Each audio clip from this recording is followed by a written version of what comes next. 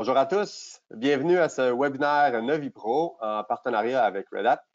Le webinaire d'aujourd'hui, DevSecOps, intégrer la sécurité dans votre pratique DevOps, a pour but de vous faire découvrir l'importance d'assurer que les processus et les règles de sécurité sont bien appliqués dans votre philosophie DevOps, une philosophie qui est maintenant très répandue, et afin de répondre aux défis actuels et de demain, dans le fond.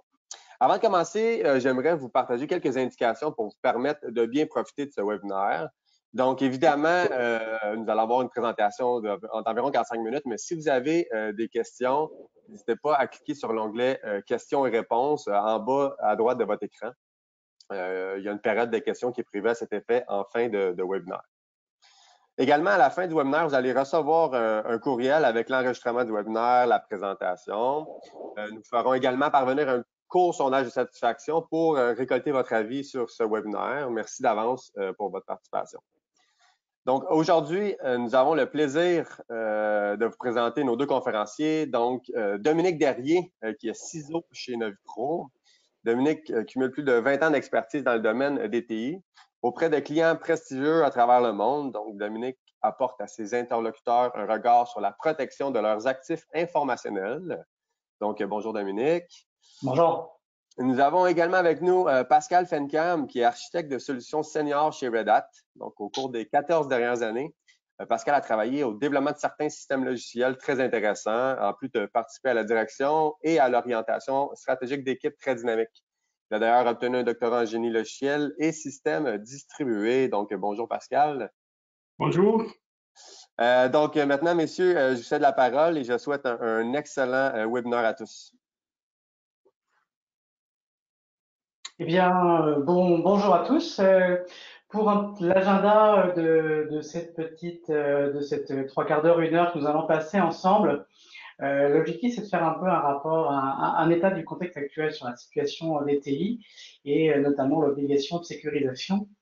Un focus particulier sur Ansible et Tower, qui sont deux produits qui vont aider à améliorer notre quotidien et cette partie notamment amélioration de la sécurité et un point de conclusion pour terminer ce webinaire avec la traditionnelle période de questions. Juste en quelques mots, NoviPro, la vision de NoviPro, c'est d'optimiser la performance des entreprises en développant des solutions d'affaires basées sur l'utilisation judicieuse et innovante de la technologie d'information. Et pour faire cela, on met à profit notre capital humain, nos expertises et évidemment la puissance de notre réseau de partenaires, de solutions qui permettent d'apporter cette valeur et cette efficience. On fait ça avec trois unités d'affaires. NoviPro Solutions d'affaires qui permet de faire d'optimisation sur les entreprises au travers de l'analytique, de la BI, de la mise en place d'ERP, l'utilisation de l'intelligence artificielle.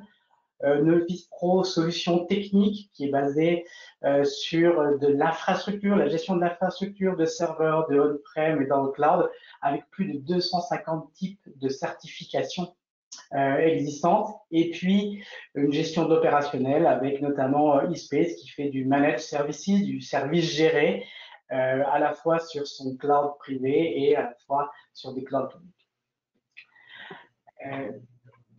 Le contexte actuel des TI, je saute dans le sujet. Aujourd'hui, on le sait, on est dans une démarche de TI qui s'accélère. Une entreprise aujourd'hui, si elle n'a pas de TI, c'est très compliqué pour elle. Elle va avoir du mal à se développer, elle va avoir du mal à avancer. On le sait aujourd'hui, si on veut faire un retour, si on veut faire de l'amélioration continue, il nous faut des indicateurs, il nous faut des éléments, il nous faut des chiffres. Pour avoir ces chiffres, le document Excel ne suffit pas, il va falloir avoir des applications, il va falloir pouvoir développer, et donc il va falloir accélérer. Alors, les équipes TI sont normalement calmes en pédalant beaucoup. On le sait, la partie de Covid, entre le vendredi 13 et le lundi 16 mars, les équipes ont déployé des solutions technologiques très rapidement pour pouvoir répondre à la besoin. On a activé des VPN, on a activé des éléments TI, on a ouvert certaines applications. Il fallait que ça fonctionne. On a eu des super-héros qui sont arrivés et on a un peu sclérosé, ou en tout cas, on a été obligé d'être dans un contexte d'accélération par rapport à ça. Si on regarde aussi de l'autre côté, on a aussi mis un frein sur des déploiements TI. Des projets se sont mis en période de gel. On a eu tout un élément qui était on va freiner un peu les investissements, on va freiner certains projets, on va un peu ralentir. Et aujourd'hui, on est dans une démarche économique entre un besoin d'informatisation puis un besoin de repartir l'économie, d'accélérer la partie de TI. On connaît très très bien la partie time to market. Il faut que l'application elle soit en ligne rapidement. Il faut qu'elle soit mise en place. Il faut que tout soit prêt. Il faut qu'on essaye de livrer de plus en plus rapidement. Et on émerge dans cette situation avec le DevOps, qui n'est pas un concept récent, hein, qui existe depuis plus d'une dizaine d'années, mais on voit cette accélération, ce besoin de pouvoir accélérer par rapport à ces éléments. Un élément que j'apporte par rapport à ça, en termes de personnes de sécurité, c'est que oui, on accélère, oui, on a besoin d'accélérer, oui, on a besoin de redémarrer notre économie, oui, on a besoin de l'équipe TI. La partie de sécurisation n'est plus une option. On ne peut plus traiter la sécurité dans un cycle traditionnel à la fin quand on doit dire il est temps de passer en production et donc du coup on va faire le pen test traditionnel à la fin, vérifier que ça fonctionne bien. Non, aujourd'hui, la sécurité ce n'est pas une option et elle doit être faite en amont, en tout cas elle doit être faite sur les différents éléments. Et puis vous avez tous les nouvelles, vous avez tous la TV, vous écoutez la radio et puis vous voyez ces statistiques et ces menaces qui accélèrent, qui augmentent. On a typiquement, je vous ai mis quelques chiffres, on a 60% des infractions en 2020 qui concernaient des vulnérabilités non corrigées. Alors, on le sait aujourd'hui, il faut corriger nos failles de sécurité. Il faut pouvoir intervenir, On a des cas qui sont relativement compliqués. On a eu sur les derniers mois plus de 186 incidents de sécurité entre juillet et août, avec plus de 100 millions d'enregistrements qui ont été volés. Parce que il y a eu des failles de sécurité, il y a eu des problématiques qui n'ont pas été corrigées, puis les hackers se sont servis allègrement. On a les IoT qui sont de plus en plus présents avec des mots de passe par défaut. Donc, on a des vulnérabilités qui ne sont pas corrigées par défaut. Et puis, pour la petite statistique, on peut découper la mise à jour de correctifs en 4. 25% des gens vont corriger à la sortie du correctif. 25% des autres gens vont corriger dans le mois ou dans les 45 jours, qui sont dans les fenêtres traditionnelles entre la pré-production, la qualification, la pré-production et la production. Et puis, il y en a, ils vont mettre ça, le troisième quart, 25%, va corriger ça dans l'année. Et puis, les 25% restants vont jamais le corriger. Donc, pour un hacker, il a quasiment entre 1 an et plusieurs années pour pouvoir utiliser ces vulnérabilités. La correction de vulnérabilité, j'ai déjà fait quelques échanges par rapport à ça. Pas de vulnérabilité, pas de hack. Malheureusement, nous avons encore cet élément. Il y a des corrections. Et puis, Internet nous aide aussi à trouver quelques éléments. Il y a des moteurs de recherche qui nous permettent de trouver très facilement qu'est-ce qui est connecté à Internet, qu'est-ce qui est vulnérable. Je vous ai mis le fameux moteur de recherche Shodan qui permet de voir des serveurs qui sont ouverts à travers la planète où on peut se connecter. Vous avez l'avenir de connexion, vous avez toutes les informations. Et si c'est pas patché, eh bien effectivement, vous avez exposé une vulnérabilité sur Internet. Sécurité n'est plus une option. 31% des erreurs sur l'année dernière viennent d'interventions manuelles. Le mauvais clic qui s'est fait, alors ça c'est plus du côté utilisateur, mais vous avez aussi l'administrateur système qui a déployé la mauvaise application.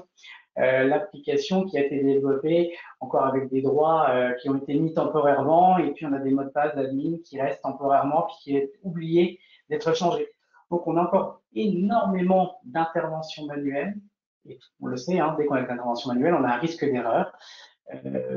Comment est-ce qu'on fait justement pour sécuriser ces actions qui sont là? On a des éléments, des certificats SSL qui n'ont pas été renouvelés. Alors, ça date un peu, en 2017, effectivement, on a des certificats qui n'ont pas été renouvelés, je pense à Ericsson, et qui a coupé une partie de la Grande-Bretagne de communication téléphonique. On l'a vu récemment sur des certificats peut-être renouvelés manuellement qui ont engendré des coupures.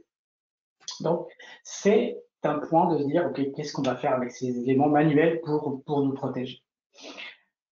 La sécurité n'est plus une option, on le voit encore aujourd'hui quand on parle de DevOps, on va parler de gestion de versionning, on va parler de code source qu'on va déposer dans un GitHub, un Bitbucket, etc. Eh bien, on a aussi de nouveaux types de vulnérabilités par rapport à ça, qui sont dus à un manque de vérification, à un manque de check, et puis on va récupérer des informations. Alors, j'ai mis 200 000 résidents américains qui sont fait piller leurs données, mais ça marche aussi avec des tokens qui peuvent traîner dans les repositories GitHub. En tout cas, on a des actions qui sont à l'intérieur qui vont pouvoir vérifier. Et puis encore, Internet nous aide bien là-dessus. Il y a des moteurs de recherche qui permettent de vérifier dans des buckets S3 qu'est-ce qui convient. Alors, vous avez des services payants, hein, et puis vous pouvez télécharger les informations, payer une petite souscription, et puis voir les types de fichiers qui sont dans des buckets, dans du cloud, qui auraient été mis en place par des équipes dans du développement, dans une accélération de développement, puis on a oublié de refermer, on a laissé ouvert. Et bien du coup, ces informations publiques. Alors, je vous ai mis une version payante, puis si vous avez envie si vous avez l'âme un peu plus développeur, il y a des versions open source qui permettent de faire ça à la maison. Dernier élément sur la partie de la sécurité qui n'est plus une option, on a une hygiène informatique qui doit être faite. Les mises à jour, on en a parlé tantôt, mais on a aussi notre notion d'anti-malware qui doit être mise en place. On a une partie de durcissement, le fameux hardening, le vœu pieux de tous les gens de sécurité. Ben oui, il faut mettre en place cette notion de hardening, mais je ne sais pas si vous avez déjà vu des guides de hardening, on a 100, 200 pages qui sont disponibles. Et donc, du coup, qu'est-ce qu'on fait? Comment est-ce qu'on les applique? C'est très compliqué d'avoir une personne qui va faire la checklist à la main. Cette sécurité qui n'est pas une option, comment est-ce qu'on fait pour l'accélérer? Je reviens sur le durcissement, hein. Il y a 300 points de vérification quand on installe un serveur Red Hat. On a 100 points quand on va faire des containers, 100 points de contrôle. Aujourd'hui, est-ce que c'est inscrit dans notre cycle de développement de faire ces vérifications-là? Malheureusement ou heureusement, ce n'est plus une option. Il faut pouvoir prendre en compte ces éléments-là. Je vous ai mis encore une fois dans certains éléments la fameuse grille du MITRE ATT&CK qui permet de voir tous les points qui permettent de rentrer dans des systèmes, de durer dans des systèmes, de faire des exfiltrations de données. Tous ces éléments-là sont des points de surveillance à mettre en place, qu'on va prendre en considération dans la partie de développement. On connaît dans ce contexte actuel cette fameuse cycle infini, cette boucle infinie où on va travailler dans les différents éléments de notre orientation DevOps. Effectivement, ce n'est pas un concept nouveau, hein. On essaye de faire approcher les différents éléments entre les uns et les autres pour accélérer le développement, pour répondre plus rapidement. Encore une fois, je remonte sur mon point de tout à l'heure. Si on doit tester la sécurité à la fin, ce n'est pas possible dans ce modèle-là. On le comprend très bien qu'en ayant une boucle infinie, il n'y a pas de fin.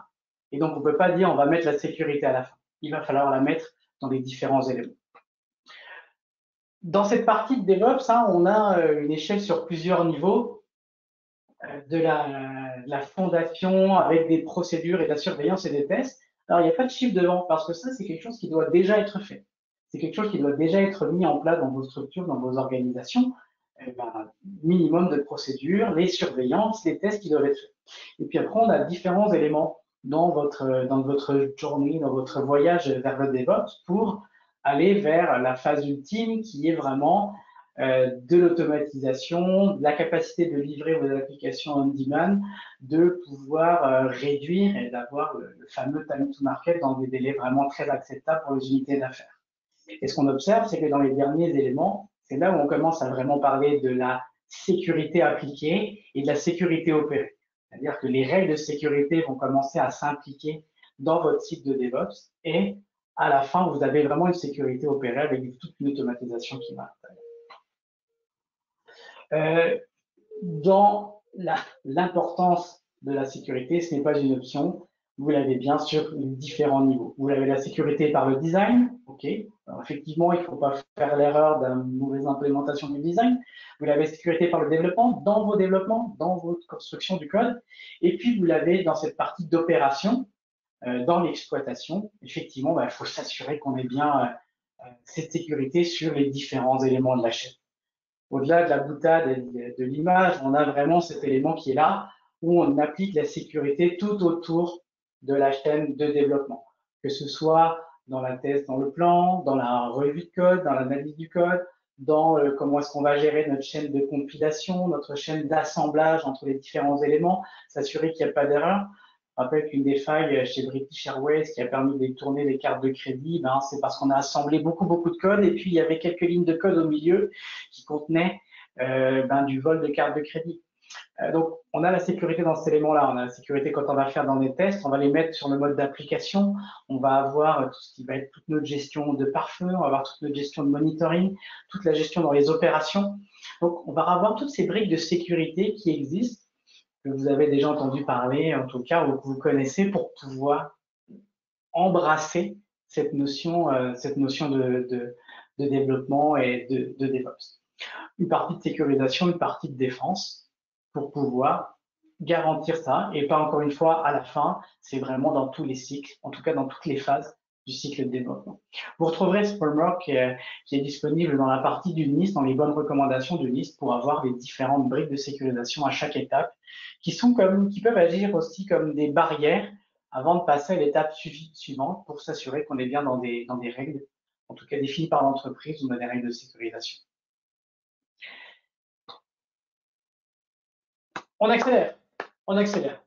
Nos équipes TI doivent accélérer. On doit faire plus. Et avec moi, on le sait, le contexte économique est un peu ne joue pas contre nous, et donc il faut avoir des idées, redoubler d'ingéniosité pour pouvoir avancer. On a aussi un enjeu de ressources. Hein. C'est pas forcément évident de faire du recrutement, de trouver des talents, d'avoir des éléments. Et puis on sait, nos administrateurs système et nos développeurs, ils veulent se concentrer sur les réponses aux besoins d'affaires. Ils veulent apporter des réponses. Ils ne veulent pas appliquer le guide de hardening. Ils ne veulent pas appliquer les éléments parce que ça, c'est des choses qui devraient être. C'est pas très business, c'est des choses obligatoires qu'il faut faire parce que ce n'est pas une option, mais ils veulent pouvoir apporter de la valeur. On n'est pas en augmentation de coûts de fouet, non, on veut. Comment est-ce qu'on fait ça? On va vouloir se départir de ces opérations-là qui doivent être faites par la notion d'automatisation, par cette notion de comment est-ce qu'on va gérer ce quotidien ou en tout cas ces différentes applications.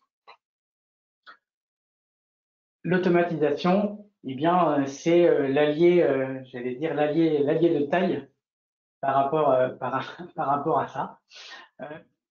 Vous avez comme toute implémentation, quand on échangeait dans la préparation de ce webinaire, on prenait l'exemple de la partie des modèles automobiles où on avait on a mis des schémas à la main, on a commencé à dire comment est-ce qu'on peut optimiser, comment on peut industrialiser, et puis aujourd'hui on a des robots qui font les éléments. Puis, effectivement, quand vous voulez accélérer dans votre partie de développement, répondre à votre besoin d'affaires, il y a la partie d'analyse. Pour pouvoir faire quelles sont les règles, qu'est-ce qu'on va pouvoir exposer, quelles sont les réglementations qui nous apportent. Je rappelle que le projet de loi 64 en construction va changer aussi un peu la donne sur les données personnelles. Donc, il y aura des règles qui seront définies dans l'entreprise qu'il faudra prendre en compte dans les besoins de développement dès qu'on va toucher la donnée personnelle. On va avoir toutes nos règles, toutes nos politiques de sécurité. Comment est-ce qu'on fait? Comment est-ce qu'on les traduit dans des logiciels, dans des règles d'application. Et puis après, une fois qu'on a ce cadre-là, on va vouloir passer à l'action. Et encore une fois, avec ce que j'ai changé tantôt sur la partie des gens, des ressources, faire plus avec moins, on va se tourner naturellement vers l'automatisation une fois qu'on aura défini ces éléments-là dans la troisième étape. Avec quelque chose d'assez intéressant dans l'automatisation, qui est la mise en place dans le déploiement. Et puis, je pense que Pascal vous en parlera beaucoup plus, en tout cas dans la notion de Ansible sur cette partie-là. Donc, dans le déploiement, la mise à disposition, s'assurer que les règles sont bien mises en place, notre guide de hardening, notre patching de vulnérabilité, et donc quelque chose d'assez intéressant qui est la réapplication. C'est-à-dire, dans le temps, on le sait, hein, la modification temporaire qui dure longtemps, l'objectif de cette automatisation, bah, c'est de ramener à la règle automatiquement, de refaire les éléments, puis d'éviter d'avoir le mot de passe temporaire qui dure indéfiniment, puis on se fait pirater par le mot de passe temporaire. De pouvoir rajouter les règles, de pouvoir recertifier les différents environnements. Comme tout élément, on ne peut pas avancer sans contrôle. Sans contrôle. Il va falloir du contrôle autour de ces éléments-là, avoir de la visibilité, parce que la visibilité va nous dire est-ce que tout va bien? On ne va pas lâcher ça, appuyer sur le bouton puis laisser partir tout seul. On a besoin de la visibilité, savoir que ça répond à nos besoins d'affaires. Ça va pouvoir orienter nos nouvelles règles d'affaires, de pouvoir les ajuster. Ça va pouvoir déclencher des cas d'investigation en cas de problème. Ça va pouvoir déclencher des alertes, de focaliser les équipes sur les incidents qui nécessitent l'intervention humaine, ou en tout cas qui nécessitent une expertise plus complexe. Et puis cette notion de reporting qui est très importante pour savoir si vous êtes en maîtrise, si vous avez bien vos objectifs d'affaires sont bien atteints, si vous avez bien vos optimisations qui sont atteintes. Voilà. Et donc ce couple-là entre de l'analyse et jusqu'à la partie de contrôle qui va redonner à l'analyse, ben on parle d'implémentation continue. Et je souhaite maintenant passer la main à Pascal pour faire un peu cette analyse plus profonde sur comment est-ce que l'automatisation au travers d'Ansible et Tower est possible pour améliorer cette boucle en gardant cet esprit de sécurité dans vos développements quotidiens. Dominique, il faut déjà dire, un des trucs qui me fascine, c'est que l'automatisation, c'est pas nouveau, n'est-ce pas? Il y a 5000 années, les humains automatisaient déjà. Très surprenant, mais vrai. Prenez par exemple l'eau. Comment les humains s'approvisionnaient d'eau? Ils allaient à la source, qui était parfois 10 km, avec des conteneurs. Ils prenaient de l'eau et puis ils les ramenaient aux habitations, dans les villages. Mais ils se sont rendus compte que c'est trop pénible. Alors, ils ont construit des tuyaux, des pipelines pour conduire l'eau. Ça, c'est une forme d'automatisation. N'est-ce pas? Et même quand on prend IT, l'automatisation n'est pas nouvelle non plus. N'est-ce pas? Les ERP dans les années 60, c'était déjà une forme d'automatisation. Alors, qu'est-ce qui est nouveau aujourd'hui? Quelque peu, c'est l'automatisation de l'infrastructure. N'est-ce pas? Ça a commencé il y a une dizaine d'années avec les Puppet et tout ça. Donc, l'automatisation de l'infrastructure, c'est quelque peu nouveau. Mais qu'est-ce qu'il y a de spécial avec Ansible? Je crois que c'est 3 points essentiels, n'est-ce pas? Ansible, son avantage est fondamentalement dans ces 3 points. Le premier point, c'est la simplicité. Je vais vous raconter l'histoire d'un de nos clients. Le client nous appelle, il nous dit, nous avons des problèmes. Le client était dans le domaine des véhicules, n'est-ce pas? Il nous dit, nous avons des problèmes. Et c'était l'équipe DevOps qui nous appelait pour se plaindre de l'équipe networking. Alors on se dit, si vous avez des problèmes avec vos collègues, probablement c'est Human Resources que vous devez appeler, n'est-ce pas? Mais on est allé, on a écouté. Alors, ce qui s'est avéré, c'est que leur problème, l'équipe qui nous a appelés, c'était DevOps. Alors, dans leur processus, ils prenaient, après avoir construit l'application, ils prenaient 1 semaine pour créer les machines virtuelles. Donc, chaque déploiement allait avec 5 machines virtuelles. Mais après avoir créé les machines virtuelles, ils devaient attendre 2 semaines pour que la partie réseau soit configurée. Ça veut dire load balancer, ça veut dire des règles de sécurité et tout, et tout, et tout. Donc, l'équipe des réseautiques était un problème pour eux en ce sens que elle n'agissait pas aussi vite que l'équipe de DevOps l'aurait souhaité. Et pourquoi? Simplement parce que l'équipe de réseautique était très petite, 3 personnes, et puis elle avait énormément à faire. Alors, on y est allé. Le premier truc qu'on a constaté, c'est la création des machines virtuelles manuellement. Ça peut être automatisé. Mais nous nous sommes assis et puis nous avons passé une journée avec eux. Nous avons essayé de médier entre les équipes et puis on s'est accordé que si on pouvait automatiser ce processus, alors on pouvait avoir des processus d'automatisation que l'équipe de DevOps pourrait exécuter et qui devait donc faire le travail que l'équipe de réseautique le faisait habituellement. Mais ça aurait été automatisé. Donc, on a pris une journée, on a établi tous ces principes, on a essayé de comprendre leur workflow et en la deuxième journée, on a implémenté tout leur workflow, inclus l'automatisation des machines virtuelles, l'approvisionnement des machines virtuelles. En une journée, on a tout implémenté et le troisième jour, on a testé. Et c'était tout. Et ce que l'équipe faisait en 3 semaines, désormais, ils pouvaient le faire en 5 minutes. C'était un gain phénoménal. Ça, c'est pour vous dire combien Ansible est simple. Mieux encore, 2 mois plus tard, plusieurs équipes dans l'organisation avaient, elles aussi, commencé à automatiser. N'est-ce pas?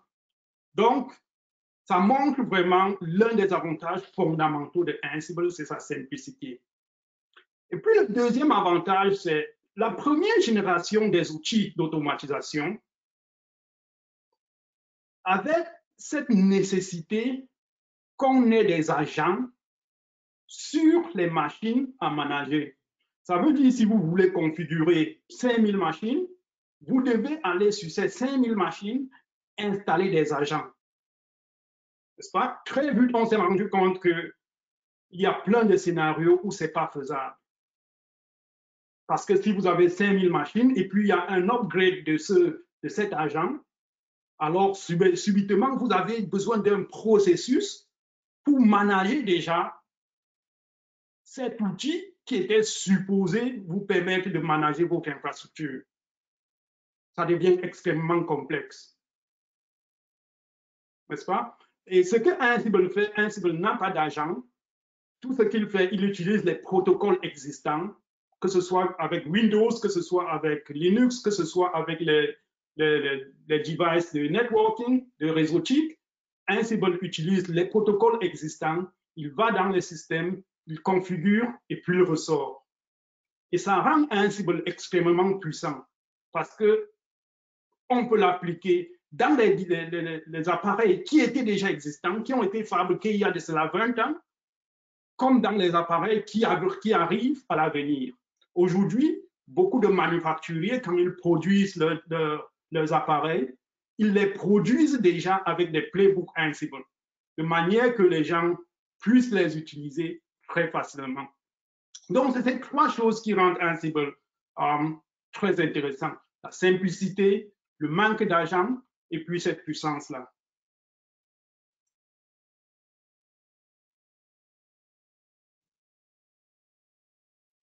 Alors, quels sont les domaines d'application de Ansible?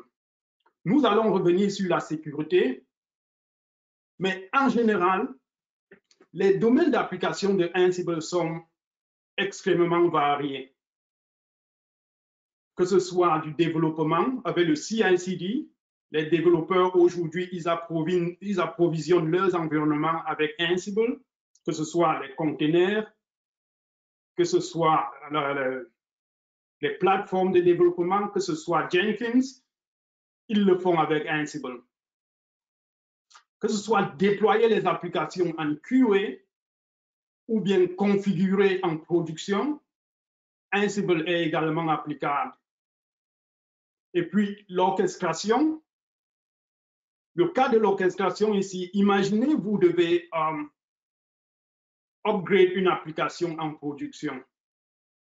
N'est-ce pas? Vous avez 50 nodes. Vous ne voulez pas arrêter tous les 50 nodes en une fois, n'est-ce pas? Vous voulez que l'application reste live. Alors, vous allez dire déployer sur les 2 premiers nodes. Et puis, si tout va bien, essayez les 3 prochains nodes. Et si tout va bien, essayez 5%, et puis 10%, et puis 20%, et puis 30%.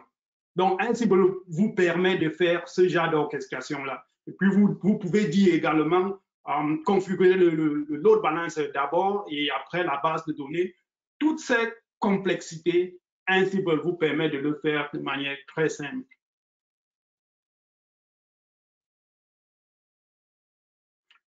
Et puis, c'est quoi Ansible? Quels sont les composants d'Ansible?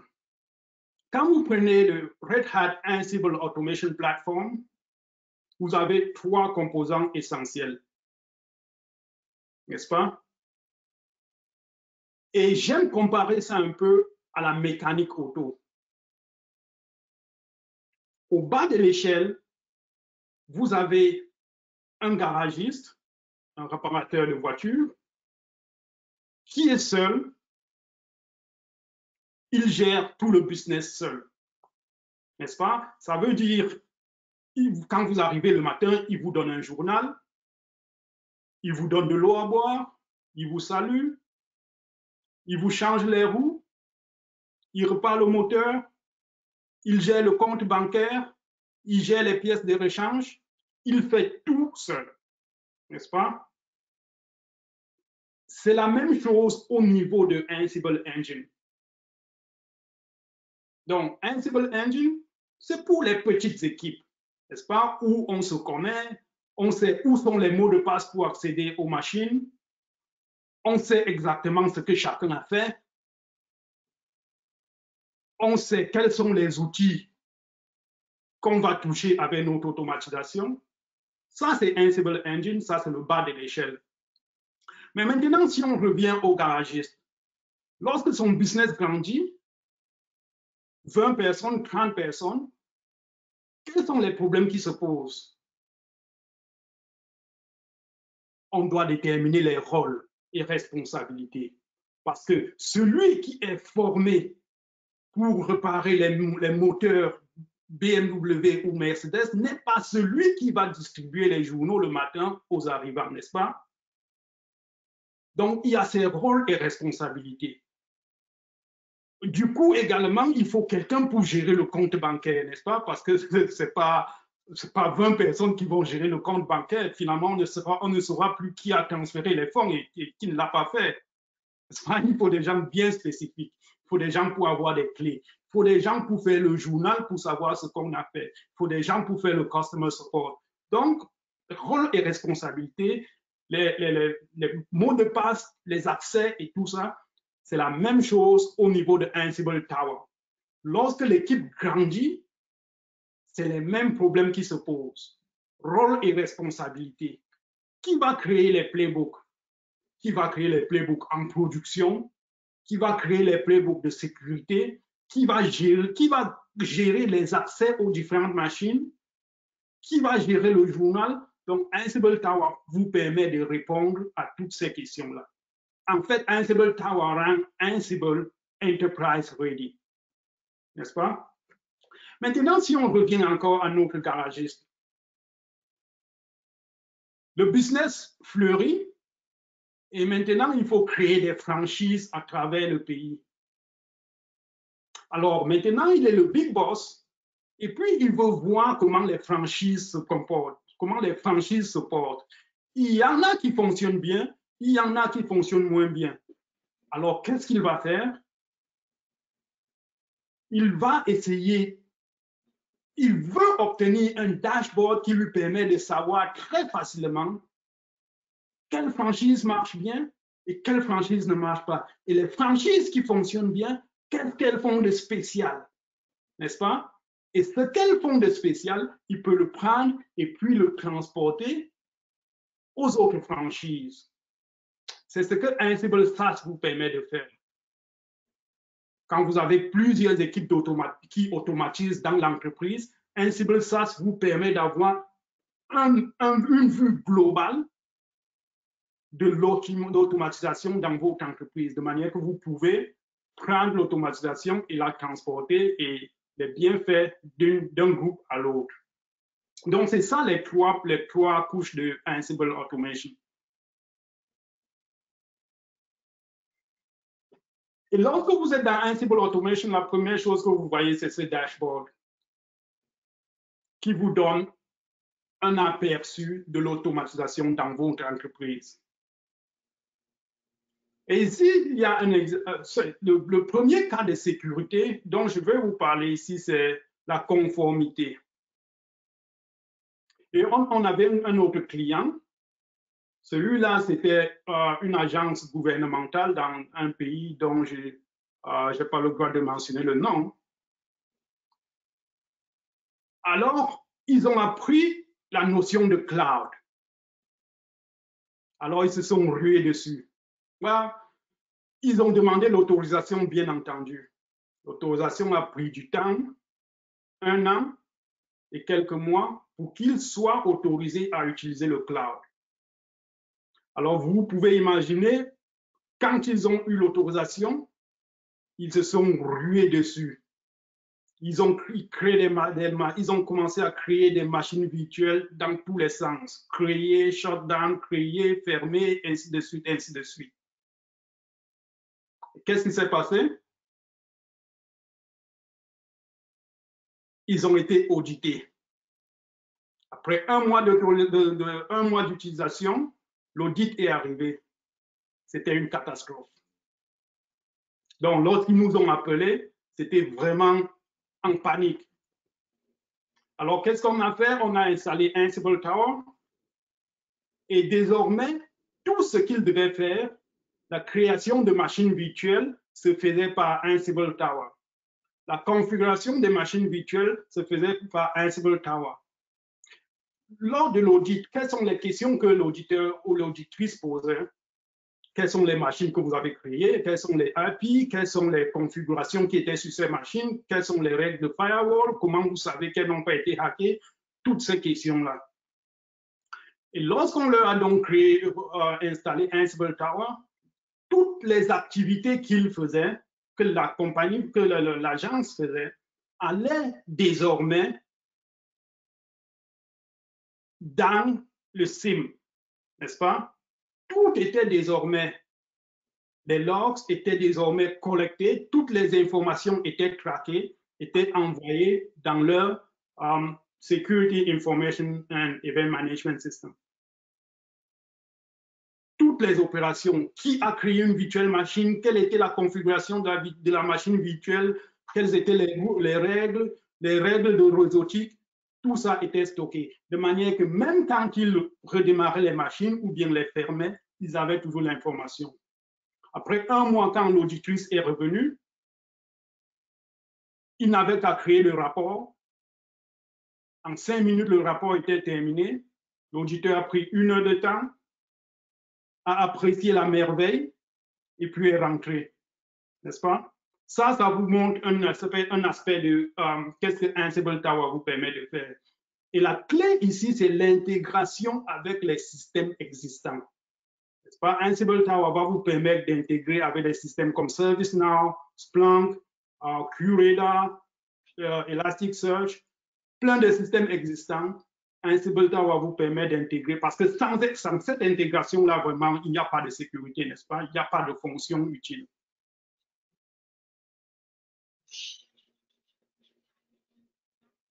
L'utilisation de Ansible est vraiment extraordinaire. Environ 2 millions de downloads par mois, n'est-ce pas? C'est impressionnant. Et les chiffres parlent vraiment d'eux-mêmes. Sur GitHub, il y a environ 96 millions de projets.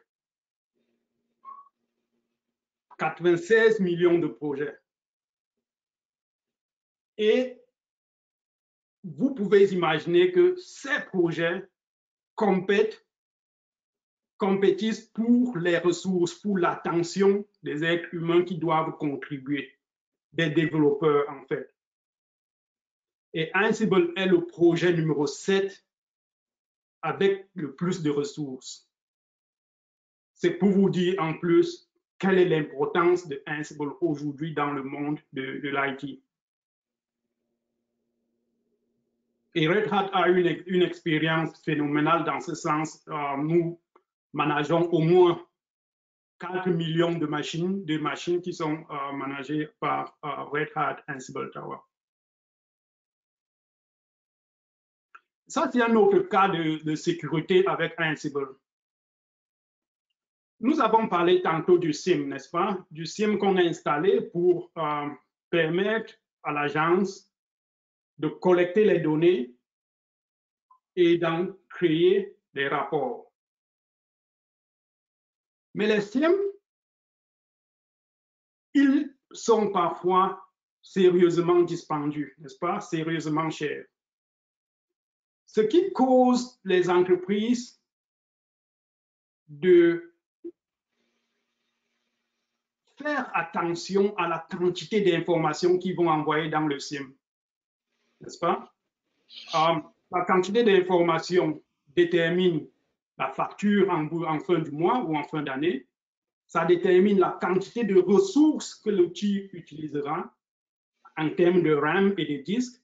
Ça détermine également la qualité de l'analyse que vous allez faire sur le SIEM. Donc, les entreprises en général essayent de mitiger et de se rassurer que les informations qui y vont sont vraiment pertinentes.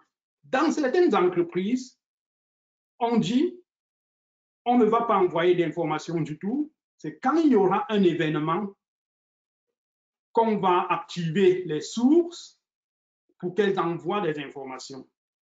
N'est-ce pas? Dans d'autres entreprises, on dit on va envoyer des informations, mais à un niveau de verbosité un peu réduit. Et c'est quand il y aura un événement qu'on va augmenter pour aller vers debug pour obtenir plus d'informations.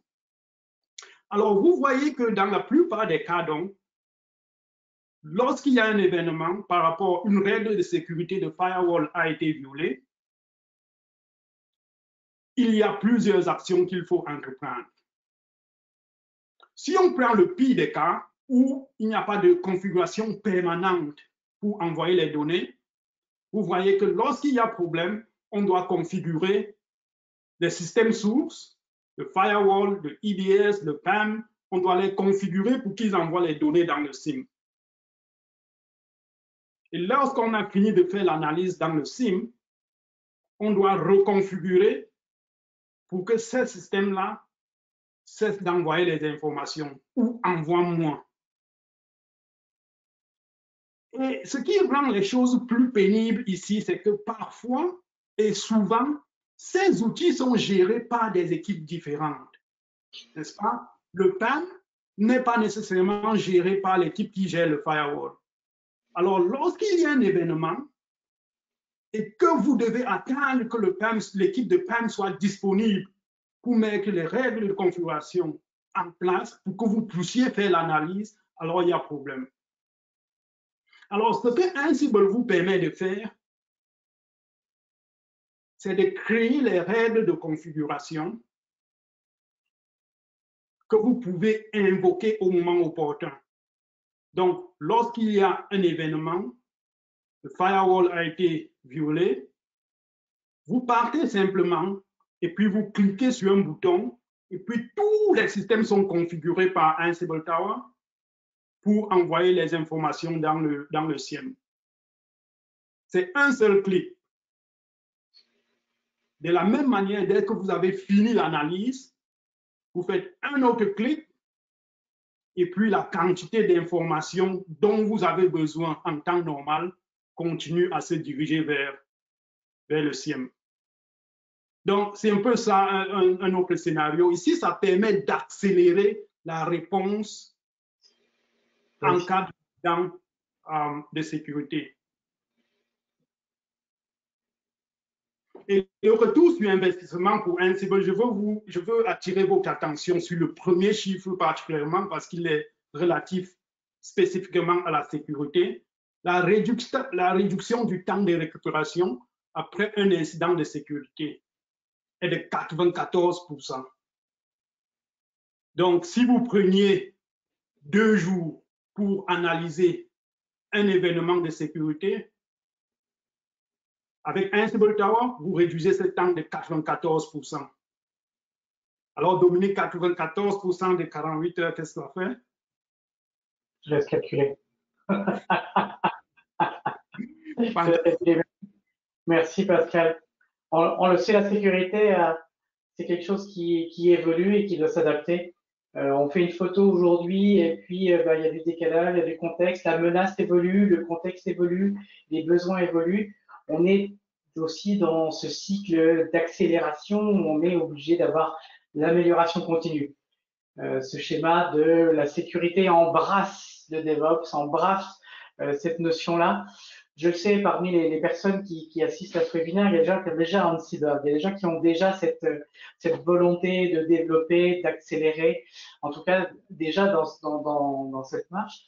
Le point aujourd'hui, c'est de pouvoir augmenter la sécurité ou ajouter des briques de sécurité pour aller vers ce fameux DevSecOps, ou en tout cas d'avoir cette notion de partenariat. On le sait, hein, c'est obligatoire. Nous avons une obligation collective de sécuriser nos applications pour nos entreprises, pour les utilisateurs finaux et nos clients. Nous sommes obligés de sécuriser. Et donc, l'idée, c'est de pouvoir embrasser ces éléments-là, comme on fait dans l'automatisation pour le développement, déployer correctement et de façon sécuritaire les éléments, s'assurer qu'on ait bien nos éléments de certification dans les cadres d'audit, qu'on est en contrôle pour améliorer. C'est tout l'enjeu de Tower.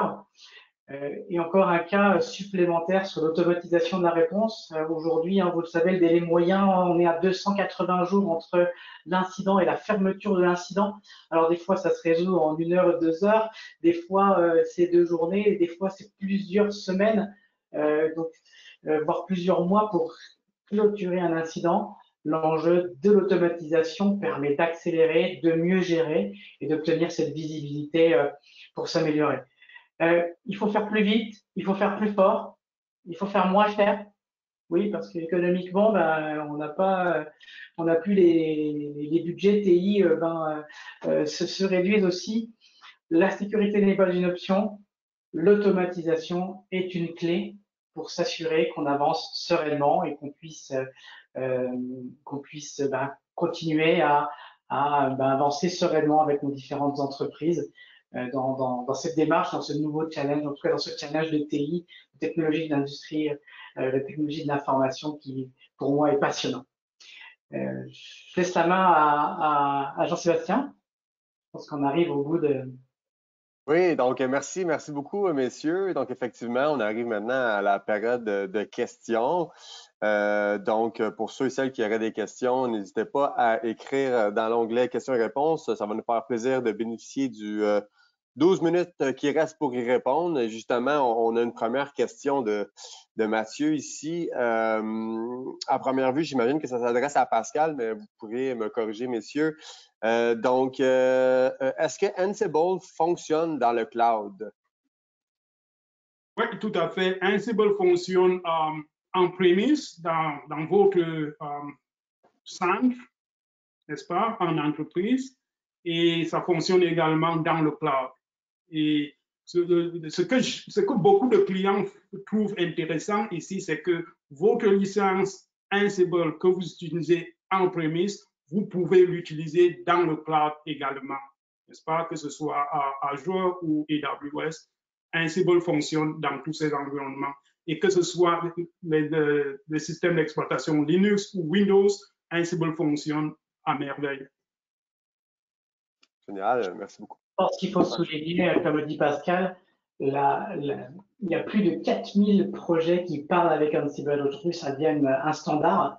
On est capable de piloter des équipements sous checkpoint, on est capable de piloter des switches, on est capable de piloter des SIM comme du QRadar, des IDS, IPS, que ce soit de l'open source ou du propriétaire. Le standard de Ansible permet effectivement d'adresser ces différents éléments. Parfait. Merci beaucoup, messieurs. On a une seconde question ici de Benoît. Donc, Mathieu, j'espère qu'on a répondu à ta question.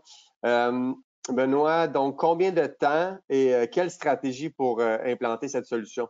Autrement dit, la durée, puis y a-t-il une certaine stratégie à planifier pour implanter Ansible en DevSecOps? Je veux bien répondre. Oui, oui, c'est vrai. Dominique, à toi.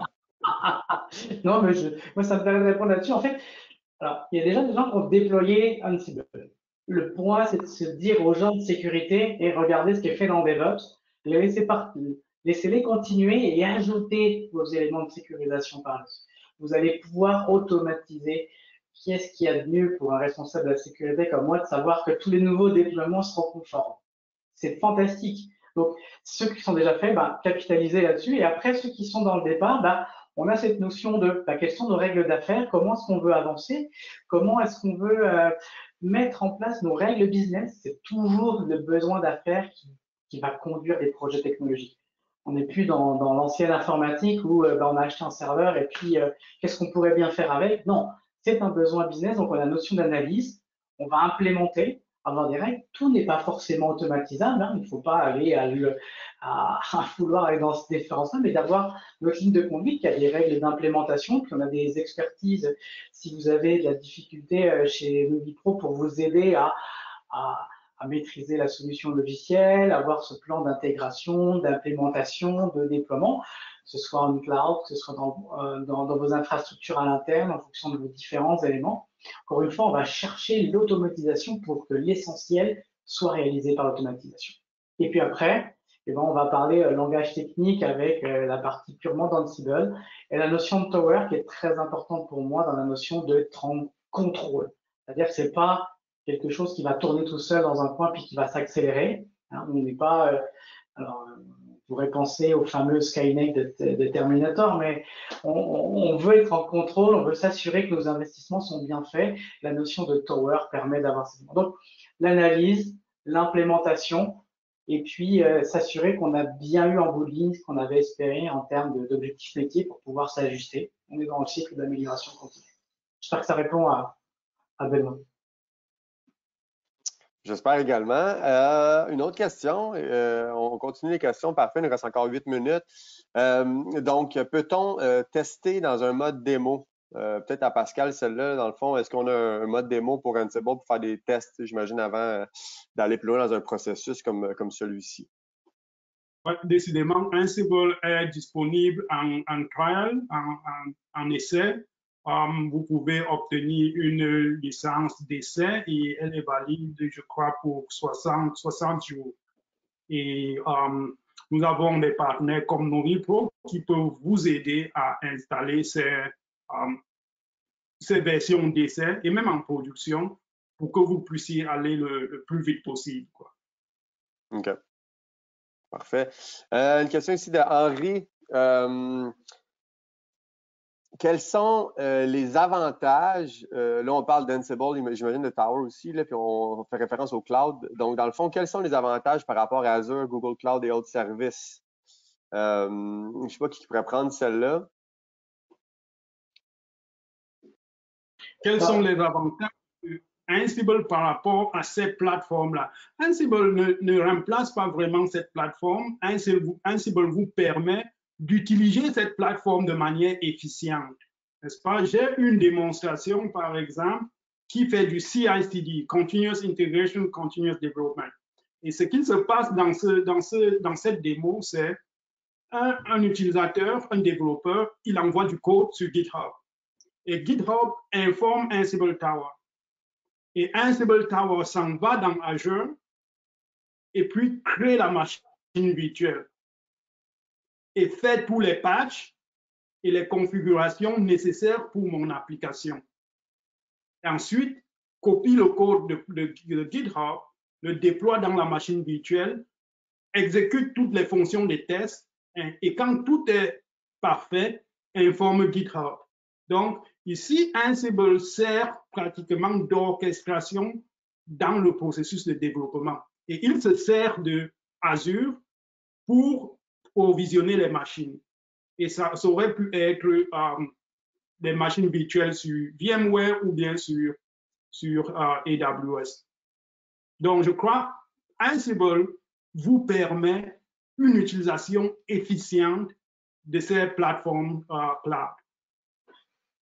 Moi, j'ajouterais d'un point de vue sécurité, quand on veut appliquer des règles, qu'elles soient dans Azure, dans dans la plateforme d'Azure, que ce soit dans AWS ou que ce soit chez Google. On veut que les règles soient appliquées sur les différents environnements.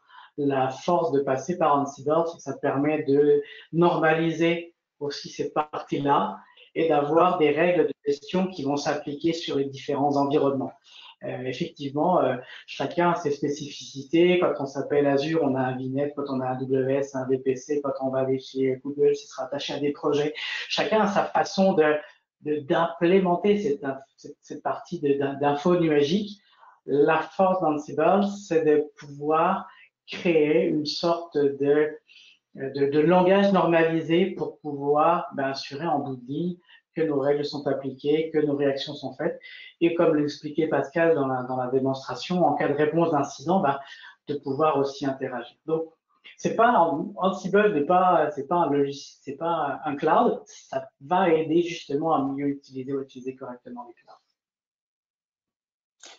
Donc, effectivement, c'est ça. Henri nous répondait ici que c'est un outil additionnel pour centraliser ou automatiser l'information ou le processus. Oui. C'est ça. Oui. Et il est d'autant plus important, je peux rajouter, quand vous êtes du multi-cloud, vous n'allez pas demander à Azure quelle est la configuration dans AWS. Vous n'allez pas demander à AWS quelle est la configuration dans Google Cloud. Donc, vous allez avoir besoin d'une notion de centralisation à un moment donné pour pas être justement, pour en tout cas tirer parti d'infrastructures multi-cloud. Je me doute qu'Henri a déjà un niveau de maturité dans le cloud un peu plus important que les premières entreprises qui font cette démarche-là, parce que la notion de multi-cloud, il y a déjà beaucoup de travail à faire pour passer dans le cloud. Alors, dans le multi-cloud, on est encore dans l'étape supplémentaire. Parfait. Donc, merci beaucoup. J'aurais il reste 3 minutes, une petite dernière question. Dans le fond, pour Ansible, mettons qu'on veut implanter ça, on a parlé qu'on avait une période d'essai de 60 jours, tout ça. Mais est-ce qu'il faut un certain langage de programmation pour utiliser cet outil-là? Est-ce qu'il faut un certain langage pour utiliser Ansible, dans le fond, de programmation? J'imagine que Pascal, peut-être, tu pourrais prendre celle-là. Je vais répondre. Je vais faire un essai de réponse. Ansible, c'est l'un des trucs pour lesquels Ansible c'est l'une des leçons apprises des fondateurs de Ansible. Parce que les langages précédents vous demandaient de connaître soit Ruby, soit Python, tout ça. Avec Ansible, vous n'avez pas besoin de connaissances de programmation. N'est-ce pas? Ansible utilise ce qu'on appelle YAML, un texte, un éditeur de texte, et puis vous êtes prêt. N'est-ce pas? Pas de programmation nécessaire. Je complémenterais, j'aime bien Pascal, il a raison, il y a quand même un certain langage à apprendre, mais aujourd'hui, on a de la normalisation. Vous ne pouvez pas prendre de langage et puis c'est des commandes système traditionnelles. Et puis après, il y a l'autre partie qui permet d'utiliser la force d'Ansible, des playbooks qui ont été construits par des éditeurs, etc., qui permettent d'accélérer. Les règles de checkpoint, vous êtes mieux d'utiliser les playbooks qui sont offerts par Checkpoint pour intégrer dans Ansible, plutôt que d'essayer à développer à mitaine certains scripts, etc. Je vais nuancer un peu ce que Dominique dit, parce que dans le langage de Ansible proprement parlé, nous avons vu plusieurs personnes l'apprendre en 3 heures de temps, n'est-ce pas? Le squelette de Ansible. Maintenant, là où on a besoin d'un peu plus de connaissances, c'est le module que vous utilisez pour parler à votre système. Si vous voulez parler à des firewalls, n'est-ce pas, vous avez besoin de connaître comment communiquer avec ce module-là. Et cette spécificité-là de vos modules, c'est ce qui vous demande un peu plus de temps. Mais c'est plus la connaissance de ce module que la connaissance de Ansible, n'est-ce pas? Je vais prendre la balle au bon là-dessus parce qu'on a une autre question. On a beaucoup de questions, mais dans le fond, Pascal ou Dominique, là, on a une question ici, c'est comment Ansible gère les ressources, dans le fond, les VM, le CPU, la mémoire, le firewall, le balancement de charge. Dans le fond, si j'ai bien compris ce que tu viens de dire, Pascal, c'est via les modules intégrés d'Ansible qu'on peut gérer ces ressources-là. C'est ça? Exactement. Exactement. Et il y a plus de 4000 modules qui ont été déjà créés. Et aujourd'hui, lorsque les manufacturiers produisent des appareils, ils les produisent avec les playbooks Ansible qu'ils certifient Et lorsque c'est certifié, les utilisateurs peuvent donc les utiliser en sécurité en sachant que ça vient du producteur de l'appareil. Parfait. Écoutez, merci beaucoup à tous. S'il y a d'autres personnes qui ont des questions, gênez-vous pas, vous allez pouvoir nous écrire, puis ça va nous faire plaisir, du moins, d'y répondre, de faire une petite rencontre avec vous pour expliquer ou explorer davantage, pour éclairer vos questionnements. Donc, on vous remercie grandement. Donc, merci beaucoup Dominique, merci beaucoup Pascal. Vous voyez un peu les coordonnées de nos deux conférenciers. Si vous voulez les contacter, soyez sans crainte qu'on va essayer de vous répondre dans les plus brefs délais. Je vais juste bénéficier de cette petite plateforme pour vous parler un peu du Hub Navi Pro. C'est un peu comme les webinaires. On essaie de créer beaucoup de contenu chez Navi Pro pour essayer de vous éclairer dans différents sujets, toujours en lien avec les TI. Donc, le Hub Navi Pro, c'est vraiment un recensement de plein de contenus, que ce soit des contenus vidéo, des blogs, des articles, des livres blancs de partenaires X, Y, Z.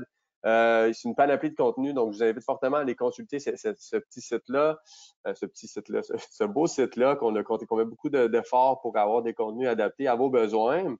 On a également la section événements sur navipro.com, dans le fond, pour être au courant un peu des prochains webinaires, des prochains événements qu'on a ou qu'on offre. Souvent, c'est gratuit, donc on vous invite à aller voir ça. Puis sur ce, je vais vous remercier grandement d'avoir participé à ce webinaire d'aujourd'hui. Encore une fois, en termes de conclusion, vous allez recevoir par courriel l'enregistrement, la présentation. Il y a des personnes qui m'écrivaient durant la présentation, donc vous allez pouvoir recevoir la présentation PDF dans un courriel qui devrait suivre très bientôt, ainsi qu'un court sondage de satisfaction. Donc, on vous invite grandement à le remplir.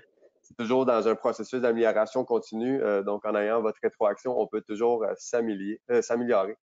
Donc, Dominique, Pascal et à tous les participants, un gros merci et on vous souhaite une excellente fin de journée. Merci à toi, Jean-Sébastien. Au revoir. Merci. Au revoir.